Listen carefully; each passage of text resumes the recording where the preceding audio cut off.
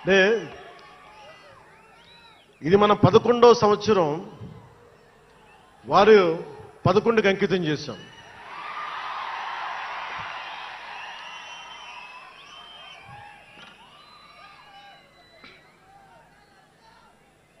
Love you two.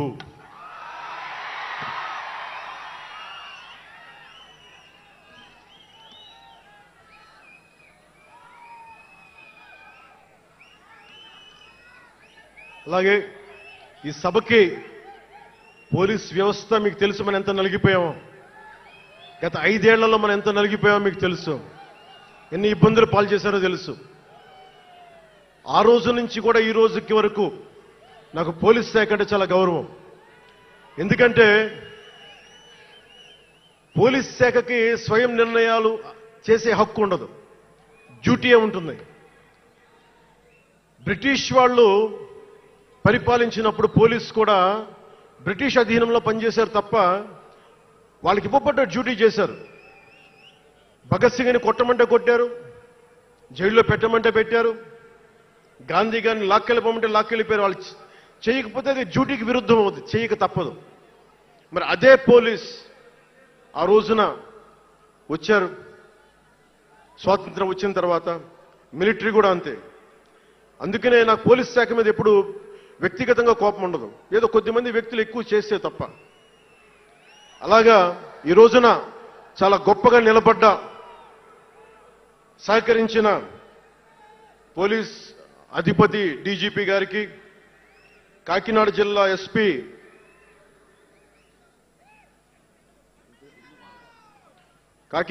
SP బిందు మాధవ్ గారికి, collector Shri Shanmohan గారికి, revenue అధికారులకు, ఇతర పోలీస్ అధికారులకు, మున్సిపల్ అధికారులకు, బందోబస్తు డ్యూటీకి వచ్చి అన్ని జిల్లాల నుంచి వచ్చిన నలిగిపోయి ఎండలో ఉన్న నా కానిస్టేబుల్ సోదరులకు, ప్రతి ఒక్కరికి పేరు పేరున నా హృదయపూర్వక ధన్యవాదాలు, హృదయపూర్వక కృతజ్ఞతలు.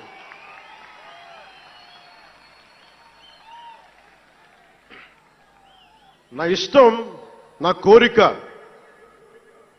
ఎప్పుడూ సగటు మనిషిగా ఉండటమే. తన పని తను చేసుకుంటూ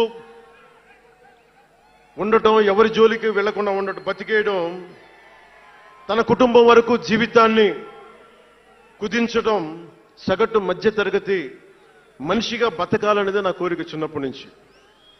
మా నాన్న కోరిక ఏంటంటే, నేను ఇంటర్ చదువుతున్నప్పుడు, అరే నేను డిగ్రీ చదవలేకపోయి, నువ్వు డిగ్రీ చదివి కనీసం నువ్వు ఎస్ఐగా సెలెక్ట్ అయితే నువ్వు కనీసం డిఎస్పీ కంటే కొంచెం పై ర్యాంక్లో నువ్వు రిటైర్ అవుతారు అని చెప్పాడు మా నాన్న.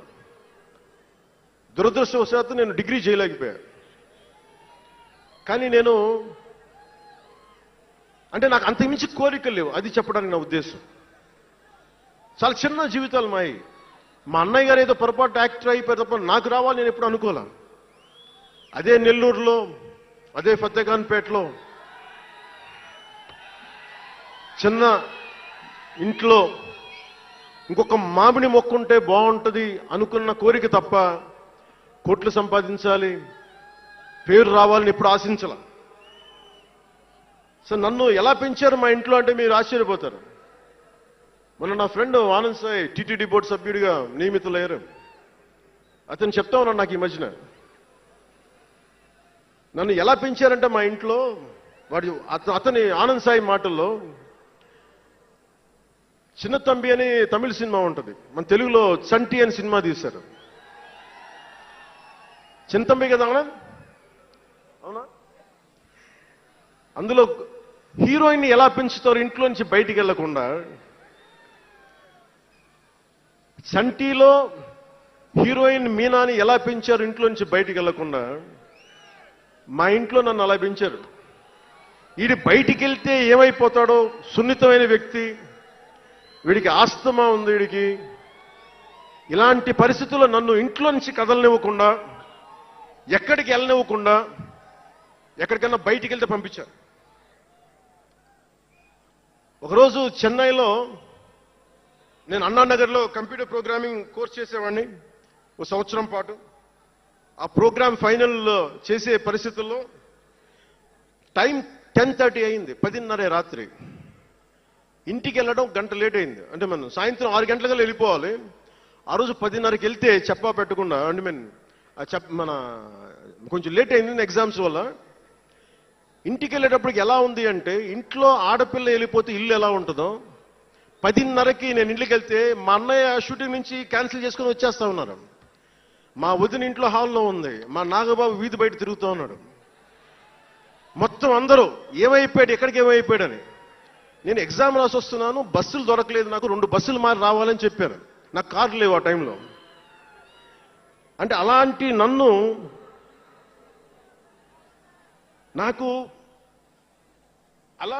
పెంచారు నన్ను. మా నాగబాబు గారు ఇక్కడే ఉన్నారు, అడగండి, ఆ రోజు గుర్తుండి ఉంటుంది ఆయనకి.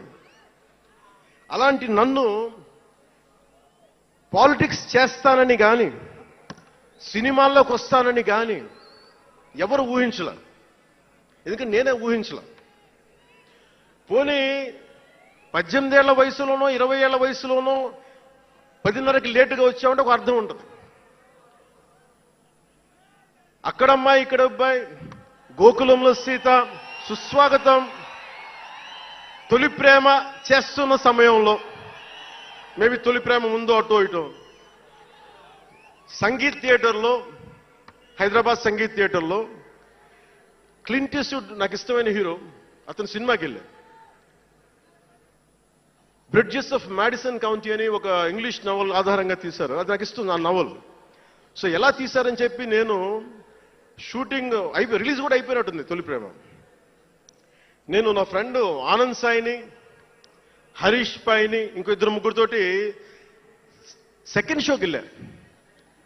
సెకండ్ షోకి వెళ్ళి ఇంటికి వస్తే కింద మా నాన్న, ఇంట్లో పైన రూమ్లో పడుకోవాల్సిన మా నాన్న కింద కుర్చీ వేసుకొని ఓ నీల్ కమల్ చైర్ వేసుకొని నా కోసం వెయిట్ చేస్తా ఉన్నాడు. ఎక్కడికి రా వెళ్ళామని. షూటింగ్ అన్నాడు. షూటింగ్ అన్నాడు, సినిమాకి వెళ్ళానంటే ఆయన ఎట్లా తిట్టాడంటే నన్ను, నేను చాలా తప్పుడు పనులు చేసేస్తున్నట్టుగా, ఏదో బార్లో కూర్చొని తాగేసినట్టుగా. నేను అప్పటికి కొంచెం గుండె ధైర్యం తెచ్చుకొని చెప్పాను, అక్కడ మా నాన్నంటే భయం, చిన్నప్పుడు చాలా కొట్టేవాడు మా నాన్న మమ్మల్ని. ఆ భయం నన్ను కొట్టింది తక్కువ కానీ మా అన్నయ్యను కొట్టింది ఎక్కువ. సో ఎముడికి మొగుల్లో ప్రసాద్ బాబు ఉంటాడు. చిరంజీవి గారు పక్క వ్యక్తిని కొడితే ఇతను లైన్లోకి వచ్చేస్తాడు, అక్కడ నేను డిసిప్లిన్లోకి వచ్చాను. అట్లాగే వీళ్ళని కొడితే నేను డిసిప్లిన్లోకి వచ్చాను. నాకు ఆయన కొట్టక్కర్లేదు, నేను డిసిప్లిన్గా ఉంటాను. సో నాకు మా నాన్న చూడగానే భయం వేసింది, కొడతాడా గబుక్కున బాగుండదేమో అనుకునేవాడు. నేను చెప్పాను కొంచెం బలం తెచ్చుకొని, 3 సినిమాలు హిట్లు వచ్చినాయి, 4వ సినిమా రిలీజ్ అయ్యి హిట్ అయింది తొలి ప్రేమ. నాన్న నేను హీరోనన్న సంగతి కూడా మర్చిపోకు, నువ్వు అర్థం చేసుకో అని చెప్పాను. ఇంకా ఎక్కువ తిట్టాడు. అంటే మా నాన్న తిట్లు ఎలా ఉన్నాయంటే చెప్పలేను కానీ, ఈ అర్ధరాత్రి అపరాత్రి తిరుగుళ్ళు ఏంట్రా, ఈ సెకండ్ షోలకి వెళ్ళడం ఏంటి, ఏదో హీరో అయ్యావు అయితే అన్ని లిఫ్ట్ చేసేస్తావా అని తల ఉంచుకొని పైకి వెళ్ళిపోయాడు. అంటే అలాంటి నేను ఇన్ని కోట్ల మందికి సంబంధించిన పాలిటిక్స్ చేయాలంటే భగవంతుడు రాసిన రాత కాకపోతే నేను కోరుకున్నదా కాదు అది. అలాంటి వాతావరణంలో పెరిగిన నేను ఈ సినిమాలు ఏంటో, ఈ పాలిటిక్స్ ఏంటో, పార్టీ పెట్టడం ఏంటో అనుకుంటే అంటే ఇందాక ఎందుకు బయటికి వెళ్ళానంటే ఇవన్నీ ఆలోచిస్తున్నా.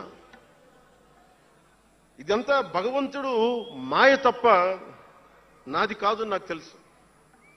అలాంటి జీవితానికి దారి ఏర్పరిచింది, ప్రజా సమస్యలపై నిలబడేలా చేసింది, పార్టీ పెట్టనిచ్చింది నాలోని భావ తీవ్రత. పార్టీ పెట్టనిచ్చింది భావ తీవ్రత, పుస్తక పఠనం, డబ్బులు